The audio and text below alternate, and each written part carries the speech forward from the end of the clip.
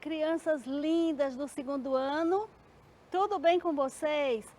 Olha nós aqui mais uma vez nesta manhã de segunda-feira para mais uma aula de ciências, né?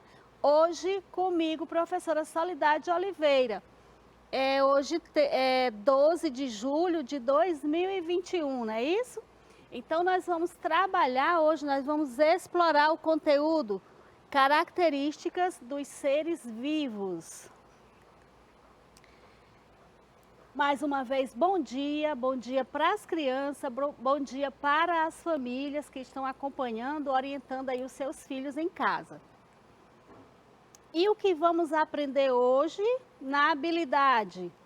A habilidade de hoje é descrever características de plantas e animais, tamanho, forma, cor, fase da vida, local onde se desenvolvem e etc. O que fazem parte do seu cotidiano e relacioná-las ao ambiente em que eles vivem.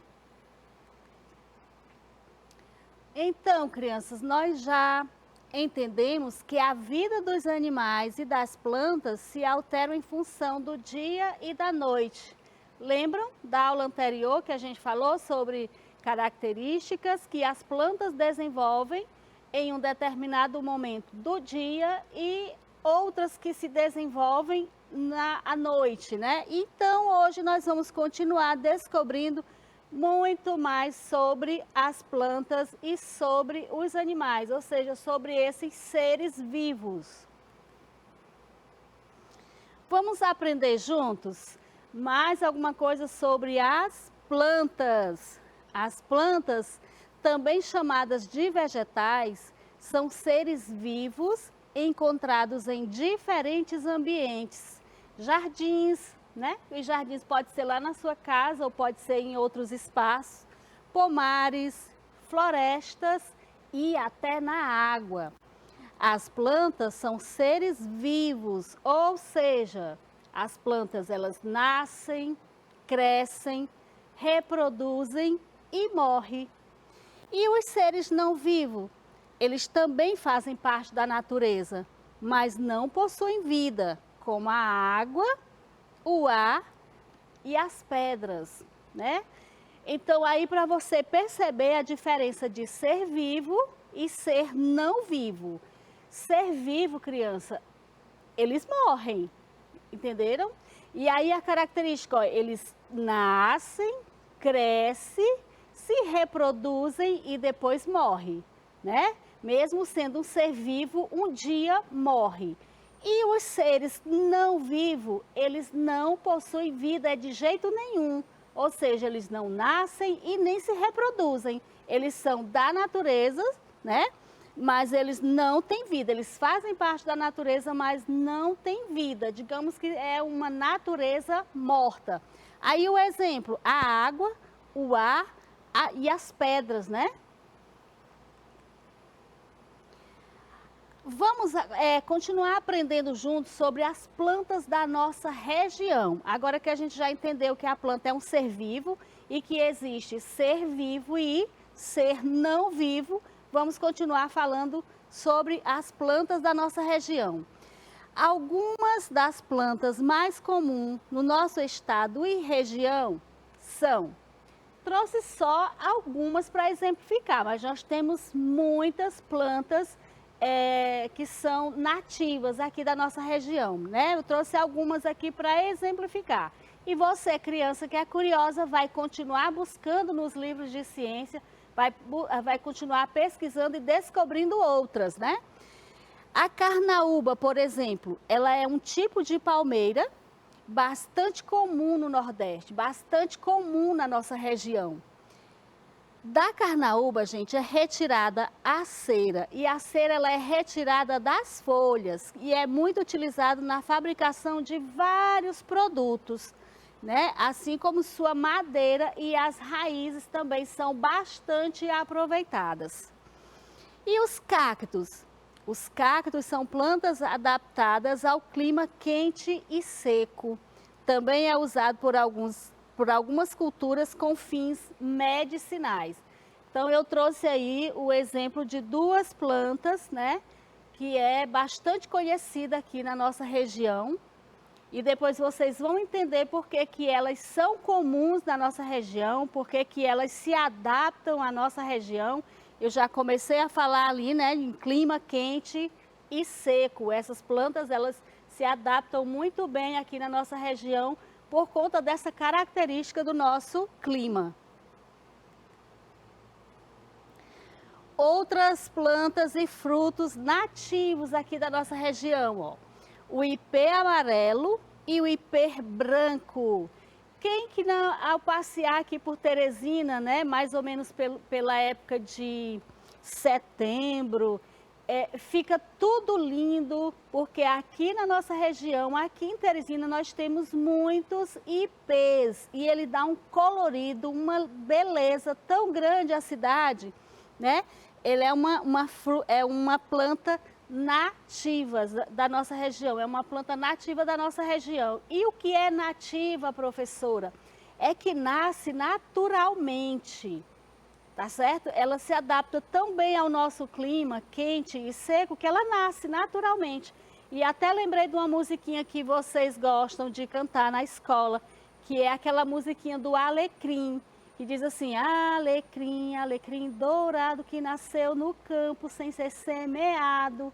Por que será que o alecrim nasceu no campo sem ser semeado? Porque ele é nativo do campo, ele nasce assim, naturalmente. Então, para você entender o que é uma planta nativa, né? Na nossa região, o ipê amarelo e o ipê branco é uma planta nativa. O maracujá também, né? Maracujá muito utilizado para fazer sucos e também utilizado como medicamentos, né? Para fazer chás ou para fazer algum tipo de xarope. Vou falando aqui das plantas e já vou falando também de algumas utilidades dela. Continuando aqui com as plantas e os frutos nativos da nossa região, nós temos a ata. Quem de vocês que gosta de ata, quem já comeu ata?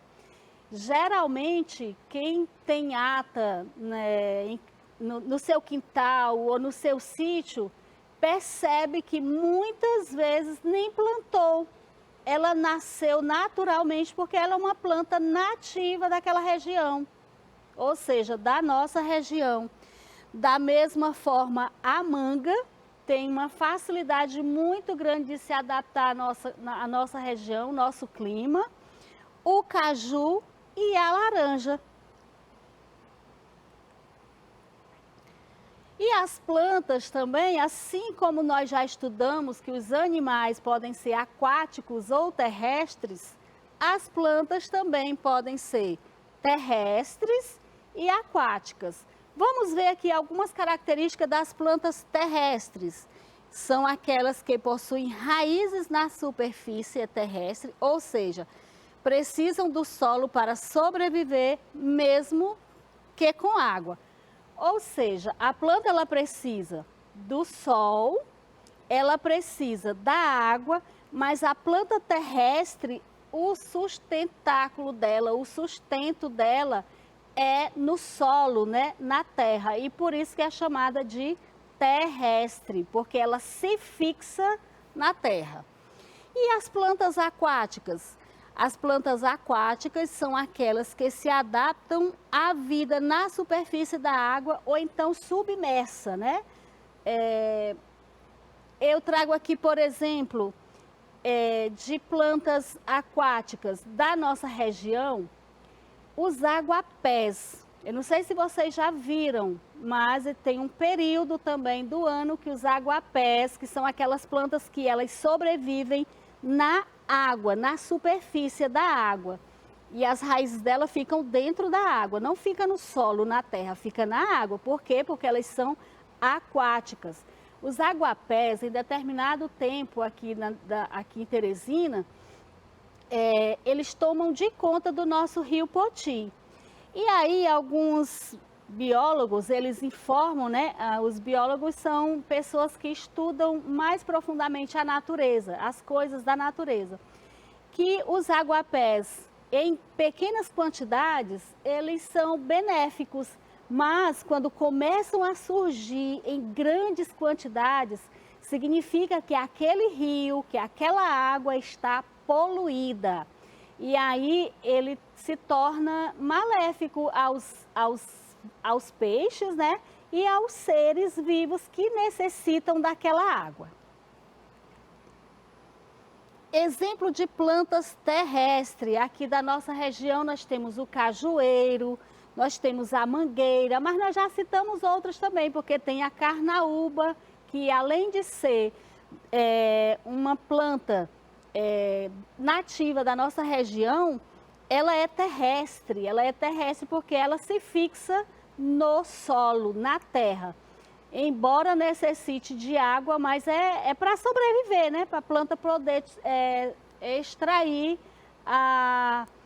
o que ela necessita, os nutrientes que ela necessita para sobreviver. Mas ela também não necessita ficar submersa na água, ela não precisa ficar na água porque ela é terrestre, então ela precisa se fixar na terra mesmo. E exemplo de plantas aquáticas, nós temos aqui dois exemplos. Flor de lótus, só para vocês já irem conhecendo, mas ela não é da nossa região.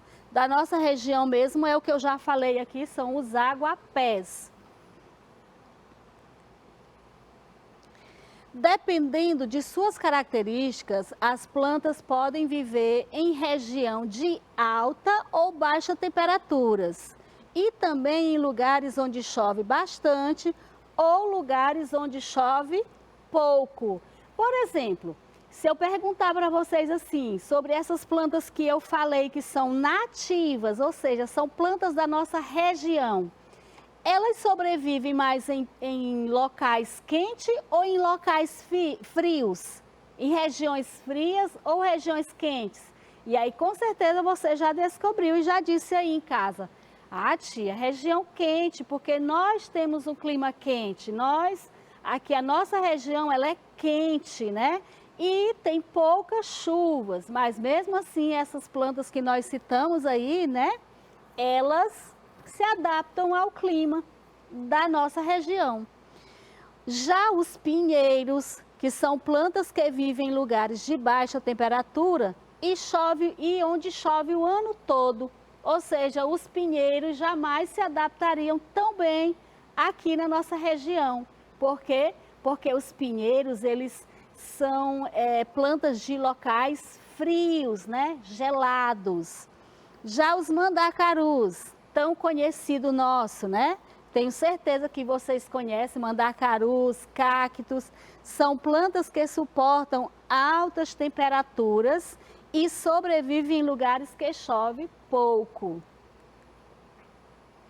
As plantas servem para produzir alimento e servir de alimento para outros seres. Vocês sabem, né, que aquelas plantas que nós falamos, por exemplo, a manga, o caju, o maracujá, serve de alimento. Embelezar a terra. Qual foi o exemplo de planta que eu falei que embeleza a nossa Teresina em determinado período? Os ipês, né? Ipê branco e ipê amarelo.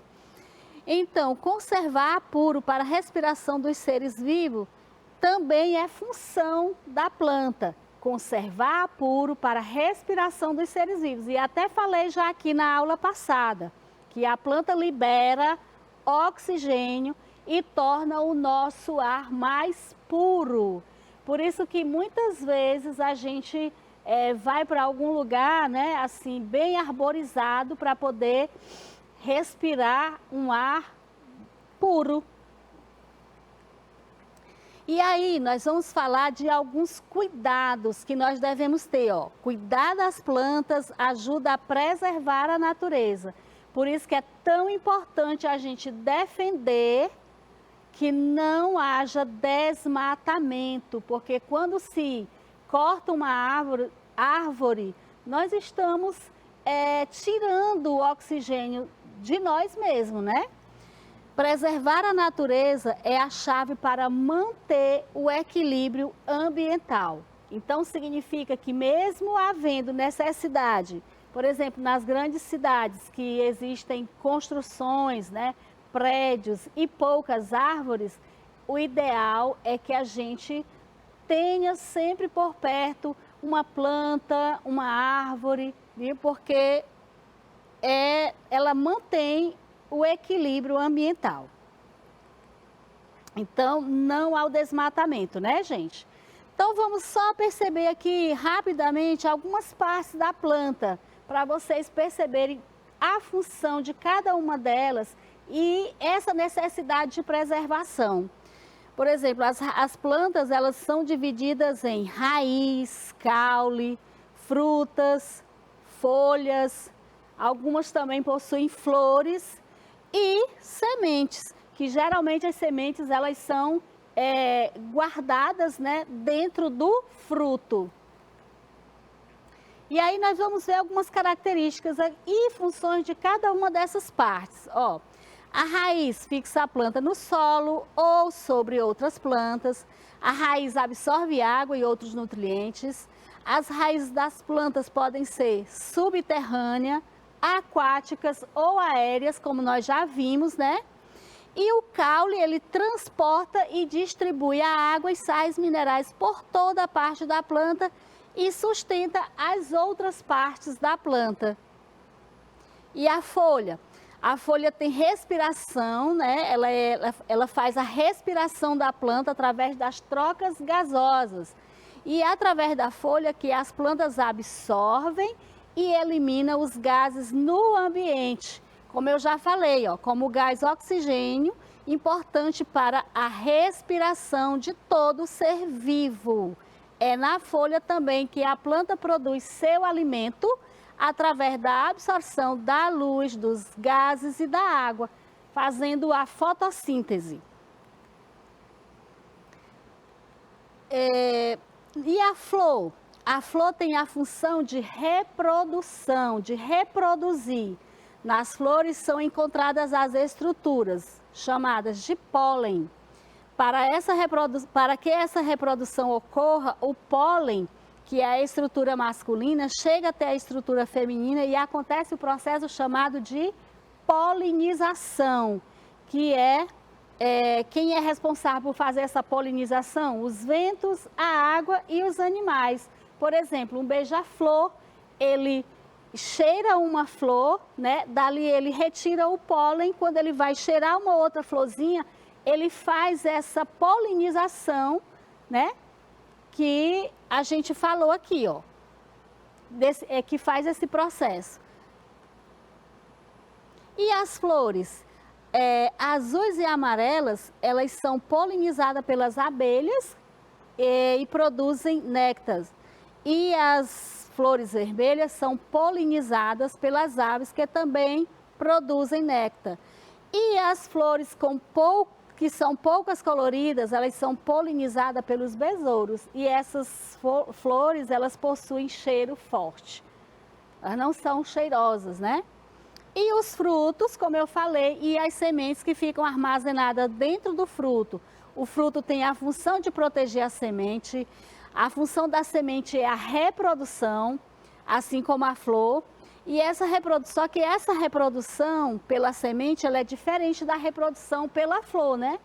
A reprodução pela flor, ou seja, uma planta que é produzida, que nasce da polinização, ocorre aquele processo que eu falei, que é feita pelo beija-flor.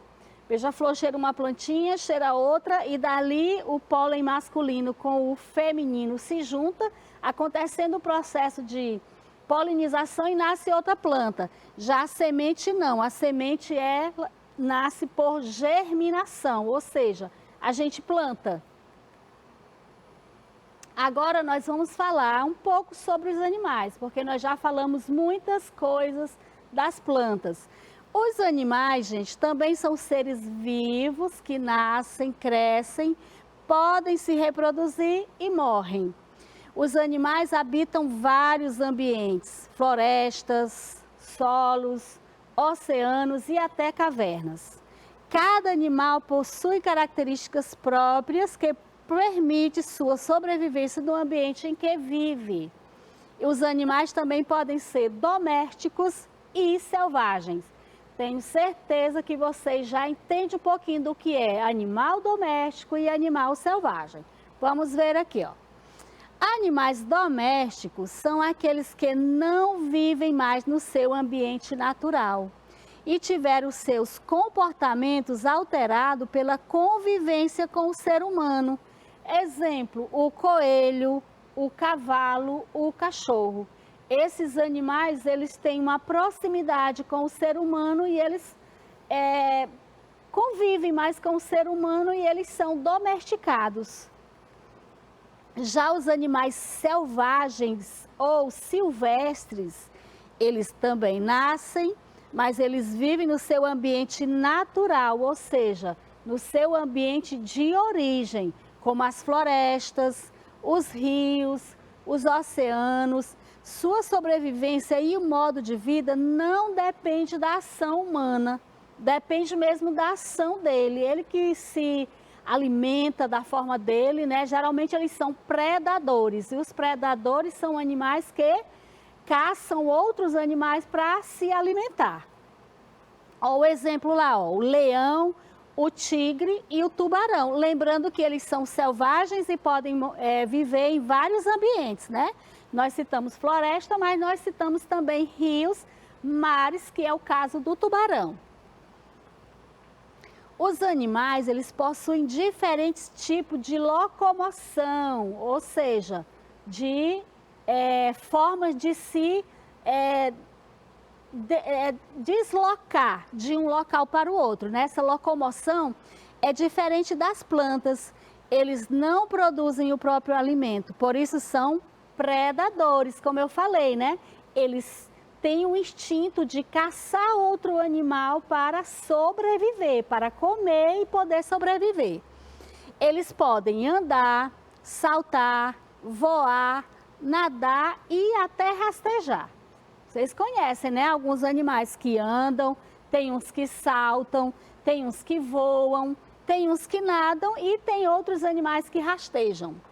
Os animais também, eles podem ser aquáticos e terrestres. Podem ser terrestres, aquáticos e temos também os animais aéreos, que são os animais que voam, são os voadores. Animais terrestres, eles vivem predominantemente na terra, em diversos ecossistemas. Exemplo, a capivara, que habita o cerrado, a onça pintada, que pode habitar também o cerrado, mas ela habita também a caatinga e o pantanal. Animais aquáticos, eles podem habitar a terra, porém vivem a maior parte do tempo na água, em rios, lagos, oceanos, manguezais e outros lugares. Percebam, eles não necessariamente vivem só na água, mas eles precisam muito desse espaço aquático, né? É o exemplo, os peixes de água doce e de água salgada, o tubarão e o pinguim. Aí onde eu falei, ó, alguns eles necessitam temporariamente da água, que é o caso do pinguim. Ele precisa de água, mas ele também sobrevive fora da água. Mas precisa muito da água porque ele é aquático. Diferente do tubarão, diferente dos peixes, que esses são aquáticos e só vivem na água mesmo. Se você tirar um peixinho para criar, botar ele no aquário, ele pode até sobreviver se você colocar comida, se ele tiver oxigênio e tal. Mas se você tirar do aquário e deixar como peixinho de estimação, como se cria um outro animalzinho, ele não vai sobreviver, porque ele é um animal aquático. E os animais aéreos? Os animais aéreos, eles nascem em terra firme, mas ao longo do seu ciclo de vida, quando vão crescendo, eles adquirem asas, bicos e eles possuem, crianças, ossos bem leves. Sabe por quê? Para eles poderem conseguir voar. Aí nós temos os exemplos de tucano, arara, bem-te-vi, né? Mas nós podemos trazer alguns animais que são mais da nossa região. Nós podemos falar de gavião, né? que é mais conhecido nosso. Eles, como diz ali, eles nascem em terra firme, porque eles fazem os ninhos, né? Não é no ar, eles fazem em árvores, eles necessitam desse espaço. Só que com seu desenvolvimento, eles desenvolvem, né, as asas, os bicos e, como eu já falei, os ossos deles são leves para que eles não sejam, para que não seja difícil de voar. Essa leveza é para o benefício do voo. Entenderam, crianças? E os animais quanto à sua alimentação? Nós falamos de animais que são predadores, né, que caçam para poder sobreviver. E aí também nós temos essa classificação dos animais com relação à sua alimentação. Eles podem ser carnívoros, que são os predadores que eu falei, né, que eles se alimentam de outros animais, ou seja, eles se alimentam de carne, por isso eles matam outros animais para poder sobreviver. E os herbívoros, eles se alimentam de ervas e plantas. Por exemplo, a girafa, né? A girafa, ela se alimenta de ervas. É por isso que ela tem o pescoço bem grande, porque ela se alimenta de folhas, de árvores grandes, né? De grande porte. E temos também os animais onívoros, que se alimentam de plantas, mas também se alimentam de animais. E se a gente for exemplificar, nós podemos ter como exemplo nós, seres humanos, que somos onívoros, porque nós nos alimentamos de ervas, de frutas, mas nós também nos alimentamos de animais, de carne. Então, nós somos onívoros. Então, eu trouxe aí essas informações, né? Foram muitas informações, mas eu acredito que vocês, se tiverem prestado atenção, com certeza vocês aprenderam muito e, além disso, desenvolveu também a curiosidade de vocês para pegar o livro de ciências, ler mais e conhecer mais sobre o meio ambiente, as características dos seres vivos, os animais e as plantas. Tá bom, criança? Então, a nossa aula terminou e eu quero deixar aqui, ó, um beijo bem grande para vocês. Tchau!